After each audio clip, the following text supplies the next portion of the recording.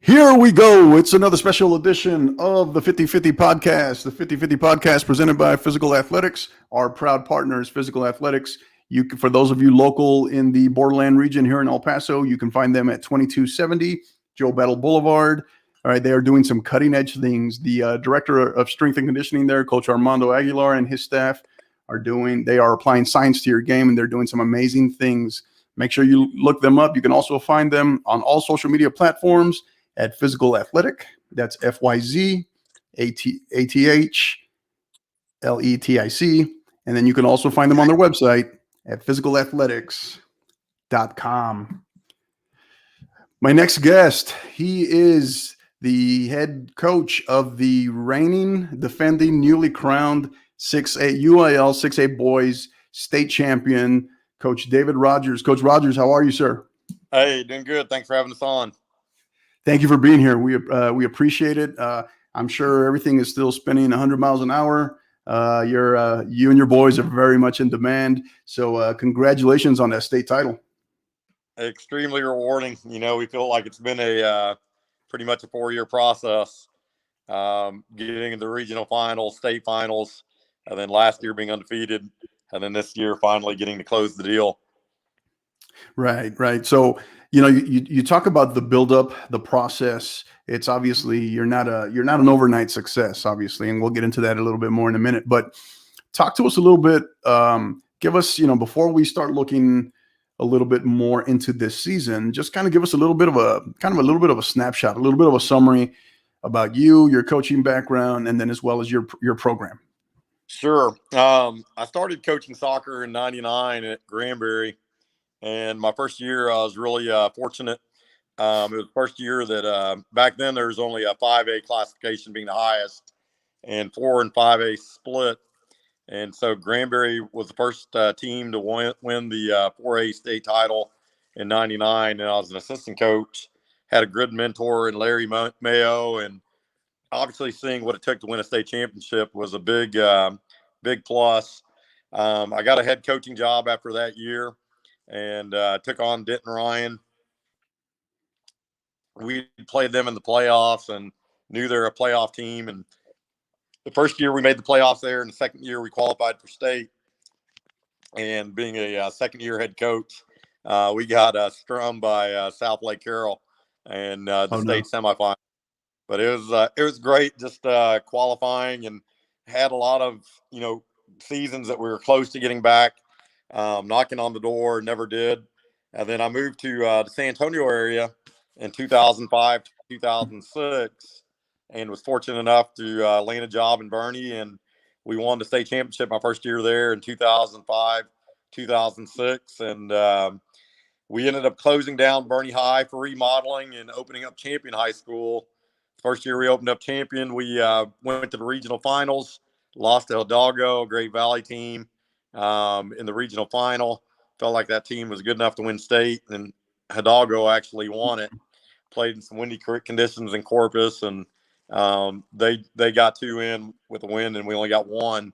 So we felt like we were knocking on the door at Champion and won it in 2011, and then went over to Lee in 2014, and in 2014 was fortunate enough to turn a 5th place team into a district championship type team.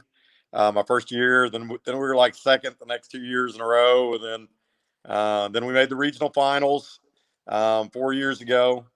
This is my 7th year there at Lee, and then we went to the state finals, lost in PKs in 2019. Last year we were undefeated in 2020, and that was a team that was very, very good. It was a team that was ranked 2 in the nation, probably the best offensive team I've ever coached. 2 kids got a full ride, Incarnate Word and Francisco Segura and Wilmar Aguilar. And then Andrew Erickson got a scholarship to Kentucky. And then we had a outside back go to Mary Hardin, or Hardin Simmons, excuse me. And did real well down there. And then this year, everybody was like, do you have enough left in the tank to get the job done? And after graduating 6 senior starters with that group last year, we kind of have the philosophy of we've got a good nucleus back. Let's build around that. Let's add to it, and from the younger guys. And we lost the game early in the Austin showcase. We knew that we had some kids that were out with COVID. We had some kids that were out due to grades at the beginning of the year, and we got a chance to see that team that beat us 4-0 in the second round of the playoffs, Austin Vandegrift, and we beat them 4-1. And we felt like our region was probably one of the tougher regions this year, with Clemens being undefeated and Absolutely. Lake Travis being undefeated, only tying each other. And we had to see both of those on our side of the bracket. So we felt like if we could get past those two teams, we felt like the state tournament would be ours to take. And the Lake Travis game was probably the tougher of the two. We went into penalty kicks with them after a 1-1 draw after overtime, and we beat them 4-3 in penalty kicks. And I truly thought that was a state championship game. Nothing to take away from the two we saw in the state tournament, but I did think Lake Travis was better. Yeah, absolutely. I was along for the ride, covering you all a good bit for the majority of your state playoff games. And I can, you talk about, you go from Vandegrift to Clemens, to Lake Travis. That's kind of a murderer's row, right? So Right. just to arrive at the state tournament, said a lot, obviously. But so Coach, so this makes now last week's victory, this makes your third state title. Is that correct? Yes, third state title as a head coach, and one more as a assistant. As an assistant, so 4 total. While you're about to start running out of fingers, man. You're gonna have to start getting some on the second hand there. So, so congrats on that. So while I do mention that, kind of a little bit of what's you guys in the talks as far as the state title ring kind of being developed right now. What's going on with that? Sure. Yes, we're talking to a ring company right now, and we're getting some different designs going and seeing what we like, and obviously pretty excited to put our shield on the ring, and our little logo there, and our little mantra of refuse to lose. And I've always told kids you got to hate losing more than you love winning, and I think our kids bought into that in our program. They sure play like it. I'll tell you that. So Coach, talk about you all came, you all were the last team standing at the end in a very tough, obviously 6A conference. But it was also, on top of that, it was in a very, very difficult, challenging, whatever you want to call it, season, right? From COVID and all those protocols and parameters that you had to deal with, to overcoming a major winter storm, and then a lot of games kind of compacted into a short time frame. Describe your experience as the head man, right? The leader of the entire program. Describe your experience through the season.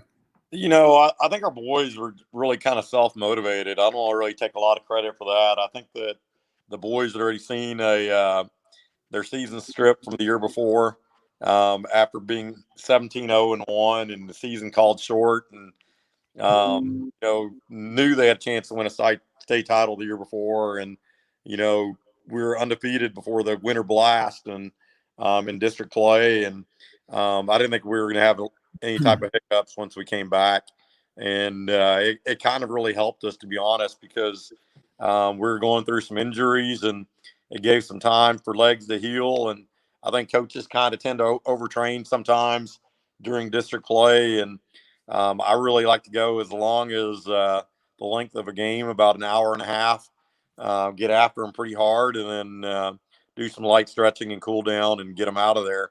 And sometimes during district play, legs get tired, and I think it was good to have a nice little break. And we got healthy at the right time. And you talked about that gauntlet in the playoffs, and I was a little worried because we had some hamstring pulls and some ankle injuries, and we had our left winger go down, and we sat him out 4 games, and our backup keeper goes in and emerges as a starting striker. And this backup keeper was phenomenal. And I couldn't say enough about the way he played in the playoffs. And Jesus Blanco, who was sitting behind Joey Petrani wasn't seeing the much of goal time, so he had an opportunity to start as a forward and score in a lot of big games. The Clemens game had the third goal, and put constant pressure on defenses, and probably very, very fast player that a lot of people didn't see coming. Yeah, one of the things that we discussed about, I mean, really all teams, not just you all, during our our 4-part series that we had, teaming up with our friends over at the San Antonio Soccer Roundtable and Coach Rafa, we talked about how, one of the things that I've learned in my coaching time, and as far as I've only had a chance to make it as far as a state semifinal. That's as far as I've had a chance to make it. But what you realize when you're in this long enough, and especially when you're making consistent deep runs, is that it's not enough to be obviously motivated, on a mission, and talented, but sometimes things just you have to get a little lucky along the way, right? Certain things just break your way a little bit. Sure. Did you notice that and we'll get to looking back in a minute, but did you notice that this year maybe in little things versus when you looked back compared to in your mind versus 2019? Honestly, I felt like the 2019 run, we weren't challenged at all in our region. And I felt like our region, we were winning. We were on the regional final 5-0. And a lot of playoff games were 4-0 at halftime. And I thought the biggest difference was our road to state was a lot tougher as far as the competition. And mainly talking about Vandergrift, Clemens, Lake Travis, seeing those guys. And then it just pushed us. And I thought that was the major difference. And, we did see some injuries going through that gauntlet, but our kids are very dedicated about getting in the training room and treating their bodies right with ice baths, and even tried some cryotherapy. And man, I'd highly recommend that for athletes that have ankle injury. I couldn't believe how our player hurt his ankle really bad. The kid who scored in the Lake Travis game. And I didn't think he was going to be able to go for the state semifinal, because you're talking a Friday to Tuesday turnaround. And by Monday, he was practicing after going to treatment Saturday, Sunday, Monday afternoon. And he was practicing with us that Monday afternoon. And that cryotherapy is absolutely amazing. Yeah, it is. Yeah, it is. Absolutely. Absolutely. One of a must for, well, I guess a must, I guess we can call it that in terms of recovery, especially for high level athletes for sure. So, so Coach, we look at, we go back, and one of the things, here's a shout out to my buddy again there, Coach Boswell, who's been doing, I know, helping you guys out, doing tremendous things, running your social media. She's a big fan of hers. One of the things in speaking with her that I mentioned to, about you all was I kind of compared this season for you all it was the season of redemption, right? And I kind of compared it to the parallels of, for those San Antonio Spurs fans we might have out there, right? That 2013 season where they were like 26 seconds away from winning another NBA title versus Miami Heat, and then had it taken away from them, and then how they responded, right, in 2014. Sure. When you look back on that 2019, and then you basically get put on hold, the season is taken away from you all last year, and your senior class from last year doesn't get that opportunity to redeem themselves, and then now this class does it this year. What was the feeling amongst your boys? What was the feeling amongst the program when you look back on that over what was really kind of a 3-season journey? Probably the toughest loss in 2019, losing in the state finals. And, it definitely motivated us for 2020. And our boys were hungry, ready to get at it. And then, like you said, the season's called short. And we felt like the second half of district of that 2020, we started to get really healthy and really started to explode, beating top programs 10-0, 5-0. And I'm not talking about programs that are 7th or 8th in your district. I'm talking about your second place and your your third place teams. We're being 5-10-0, and I couldn't say enough about Francisco Segura finally healthy last year, and William Aguilar, and who had gotten hurt in that state finals game. So we felt like last year was kind of the revenge tour, and got taken away, and then we made this one, I guess, the redemption tour, and it was really sweet. And I do have to bring up, talking about losing in PKs. I wish the UIL would have a uniform decision throughout the state of Texas to allow PKs to break ties. I'm a big, proponent, in favor of that. To me, something you try to simulate in practice and try to put in a game situation, it's really tough. And we saw it again in the regional finals this year. And unfortunately, our district has been tied with it 2 years in a row and voting on them. And it's been 8-8 one year and 7-7 another year for them, and we're against. And to me, it's like our district we had 3 losses in PKs this year, and so I was a little bit nervous going up against Lake Travis, but I knew our keeper had a lot of experience playing 19 playoff games and losing in the state finals that way. So to win the regional finals in PKs was another kind of like feather in our cap to kind of say we crossed that bridge too. Yeah. And speaking of him, you talk about Joey, but is that, how do you pronounce that? Is that Betroni? How do you spell that? Betroni. That's Betroni. correct. It is. Okay. Cause I've heard a few different versions, so I wasn't quite sure.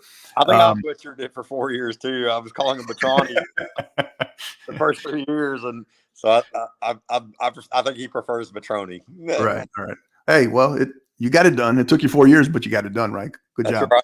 All right. What, you look back at, let's just say him, right? And obviously it's about far more than just a goalkeeper, right? And you're in that penalty situation in 2019, and he's a sophomore, right? He's in goal, and obviously it's not on him. But then when it comes down to penalties, he kind of has to live with that as a goalkeeper, right? And as you know, goalkeepers are just a different breed, right? A special breed, to now, right? You see where he came from then to now. What's your, when you look back on it for Joey, how he handled it, what's your take on that? Right away the next season we go to the Dallas, tournament in Capel, and some of the top teams in the nation there. Got to coach against Brandy Chastain, and actually went into PKs with her, and he won 2 PK games in that tournament. And to win that tournament was, we saw 3 top teams in the nation, and I think that gave him a lot of confidence his junior year, and then obviously some more experience.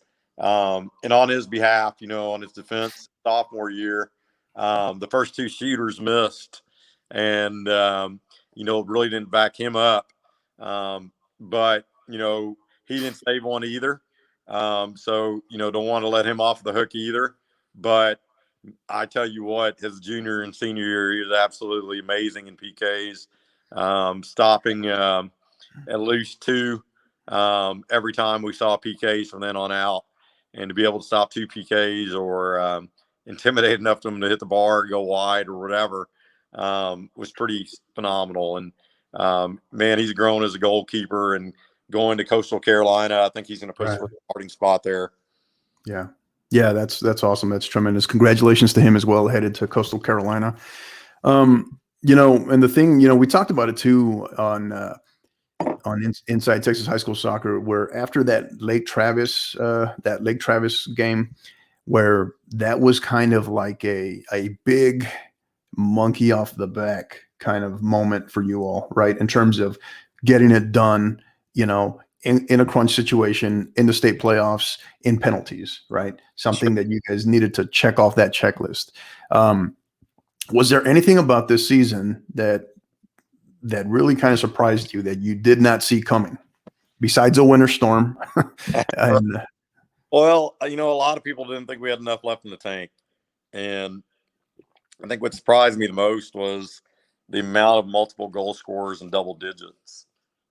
And the fact that a lot of coaches would say, you guys were almost easier when you had Paco up top and Wilmar up top, to guard and kind of defend. But, you guys had so many people Right. in double digits with Efrain and double digits and Julian Sanchez and Dante and Christian Chandler and, Henry Bolin and Jonathan Facio. And then we get another one with Jesus Blanco with our goalkeeper. And it was just amazing, man, to see how many kids had double digits not only in goals but assists, and I think they just, as a product of just playing team soccer. A Yeah. lot of teams say let's play simple, and it's easy to say, but then everybody wants to be a superstar. This team, they really bought into 2 and 3 touch and combination play, and kind of like all the little rondos we did in practice, kind of spelled into that. And man, the combination play was beautiful, and definitely somebody emerged as a hero every game, and I think that makes a complete team. Yeah, playing simple. The only part about playing simple is that it can be simply said, right? But doing it consistently is a very hard thing. And that was one of the things that I noticed about this year's group, your group. Whenever there were moments, right, where maybe not that the game was getting away from them, but they felt like momentum was slipping a little bit at certain those pivotal moments in a match, your boys would settle right back. They were very composed, very, Right. and they would settle down. They would just continue to build, connect the passes, and it was, and you all were able to regain momentum. I noticed that in a couple of matches this year. So kudos to them. You've done a great job with them. And also congratulations, coach, on the nation's #1 ranking in multiple, both United Soccer Coaches poll as well as the top drawer soccer poll. How's the community reacting to that? I think everybody was really thrilled when we were nominated one of the nation by United States Soccer Association, and then a few days later by Top Drawer, and to be #1 in the nation. 2 very respectable polls. Right. Man, it was just kind of like icing on the cake. Really cool for them to give us that nod, and proud of the boys because I really feel like they deserved it. Yeah, and that's great. Great coverage, great recognition. And speaking of coverage, coach, did you notice? Did you get the sense this year, after what we all as a community went through, soccer community in the country, but kind of a soccer community here in Texas and maybe there in San Antonio and at Lee? Did you get the sense that there was after it being kind of ripped away from all of us, from you all last year? Did you get the sense that there was a greater level of excitement and also maybe a higher level of just coverage, around the city, around the state with high school soccer? I think there was definitely more of an appreciation from the kids as well, for love of the game. And after having it stripped, I think they, were a little bit more passionate this year. I felt like the media was absolutely great with the coverage. We had, Fox out a couple times and Kins 5 and, yada, yada, all these, news stations coming out and, covering our playoff run. But, when the coach says, treat this practice like it may be your last, I think the boys Right. can really relate to it a little bit more this year, because, that was probably just as painful last year, having the season taken away as losing in the state finals and PKs. And you asked which one was more difficult, and man, I almost think being undefeated and having to take season taken away and not getting a chance. And I'll honestly admit, I think we were a little bit more talented last year than this year. So we knew that we had a chance to have 2 state titles in a row. And heck, if things would have went right with the PKs, it could have been Right. 3. So we're Yeah. just fortunate enough that we pulled off 1. And that really is a testament to the guys just playing as a team. And definitely not that we don't have the talent, because we talked about Joey going on playing at Coastal Carolina, and so is Henry Bolin, who's the MVP of the state tournament. And I think we have a lot of other players. Jonathan Facio going to play at Fort Hayes, and Dante Valencia will go on and play. He's still kind of checking out some programs, but he has 2 Division III offers. And, we definitely think that we have some juniors that are Division I players as well. And maybe even a sophomore that is knocking on that door too.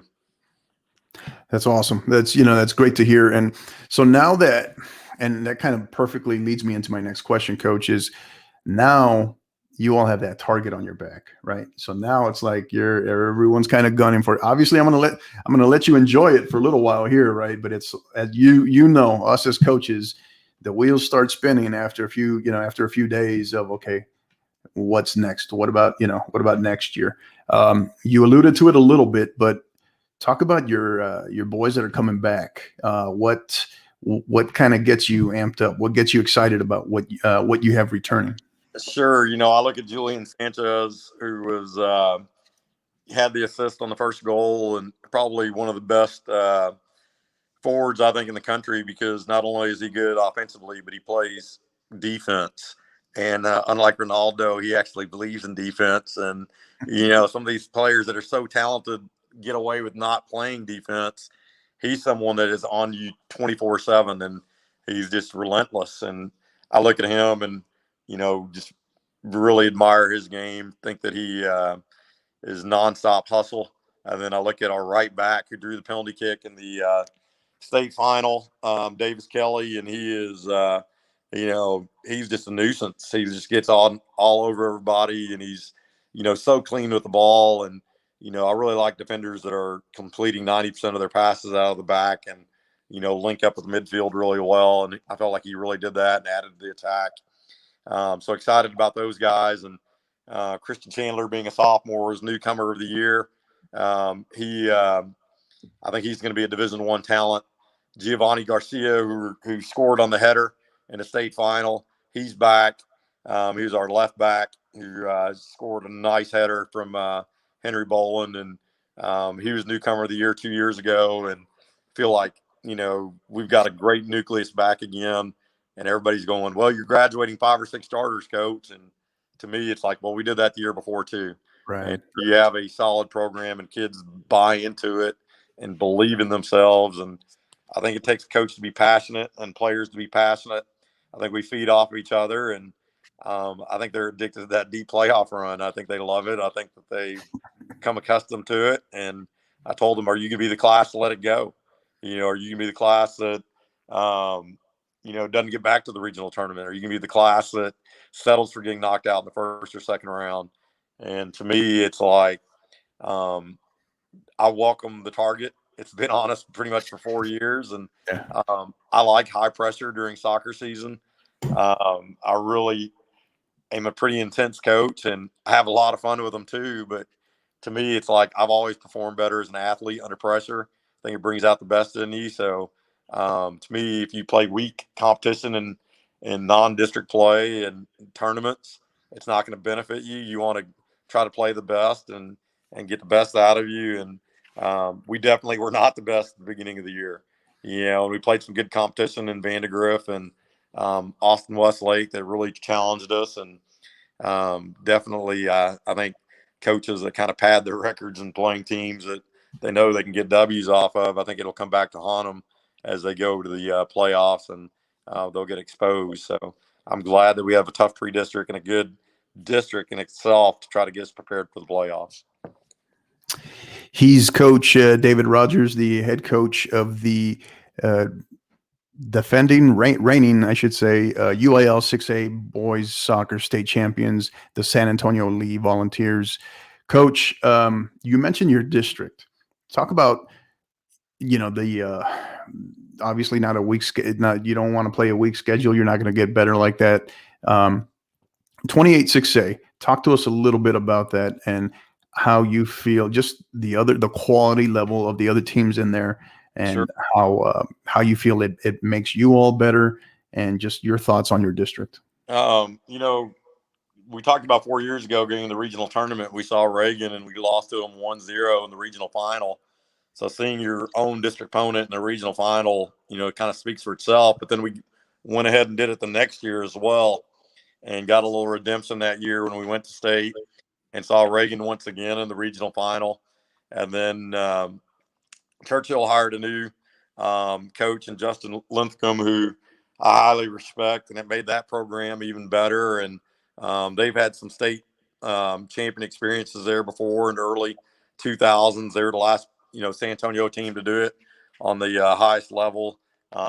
They did it in 2003, but he's emerged as a coach that has brought a lot of respectability to that program. And, they've been they were the second place team in district this year, tied with Reagan, and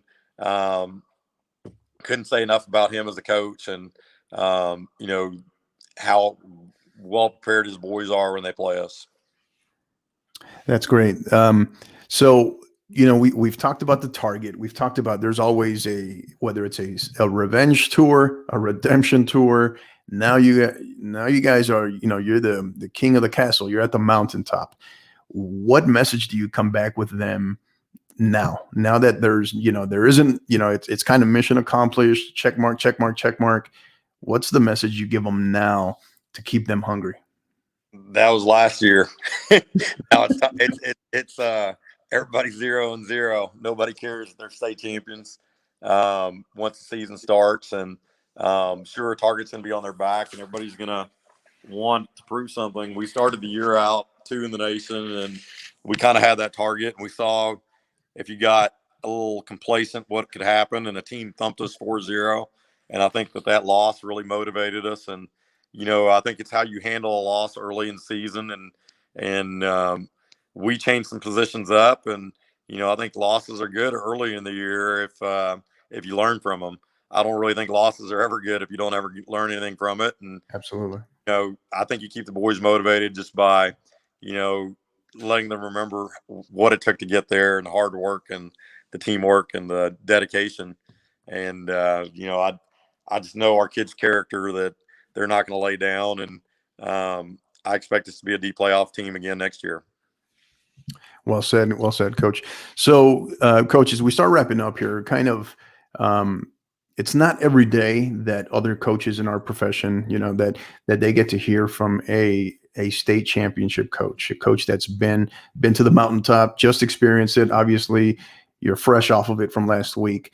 Any words of wisdom, thoughts that, you have high school soccer coaches here listening right now. What can you share with them?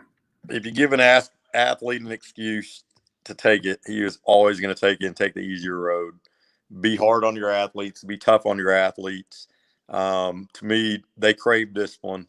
They crave a program that is going to be consistent, and to treat everyone the same. It always bothered me as a player, certain athletes were treated differently than others. And to me, you need to be almost harder on your superstars in your program than, the guy that's basically carrying the water out there. And to me, Absolutely. it's I think too many coaches cater to athletes nowadays, and I don't like that type of coach who's going to cater to their athlete, let them have all these earrings and long hair and everything else. If we have a discipline format, I want them to follow it. And I pride our program on being probably one of the most clean cut programs in the state, and being one of the most disciplined programs in the state. And a lot of coaches will say that later in the playoffs, your teams are just so disciplined. And to me, don't let your athletes get away with it. I think a lot of athletes nowadays always ask why, and the answer is because I said. Yeah, it has to be. They know who is in charge of the program.